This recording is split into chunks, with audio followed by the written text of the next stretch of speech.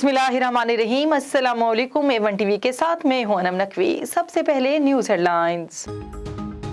Money laundering case Lahore के session court में वजीर आजम शहबाज शरीफ और हमजा शहबाज के खिलाफ कुछ देर में समाअत होगी। अदालत ने दोनों को फर्द जुर्म आयद करने के लिए तलब कर रखा है।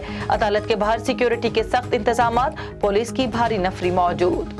रात गए इस्लामाबाद पुलिस की भारी नफरी बनिगाला पहुंची। खवातीन एहलकार और बख्तरबंद गाड़ियां और प्रिजन वैन्स भी साथ थी।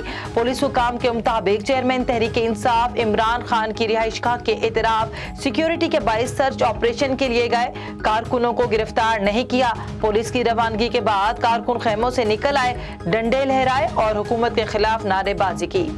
कराची में पीटीआई रहनुमा आलमगीर खान के घर पर पुलिस छापे का मामला। आलमगीर खान अपने घर पर पुलिस के खिलाफ गुलशन इकबाल थाने पहुंच गए।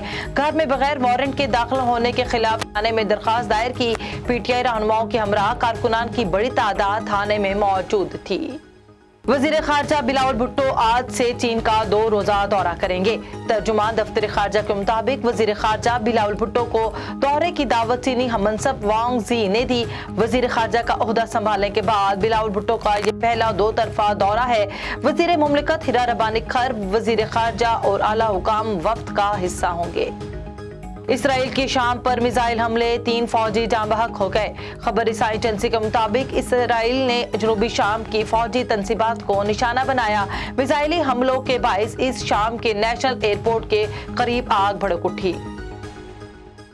हेडलाइन से फिलवक्त इतना ही। मजीद खबरों से बाखबर रहने के लिए देखते रहिए A1 टीवी। A1 टीवी, सब पे नजर, अंदर की खबर।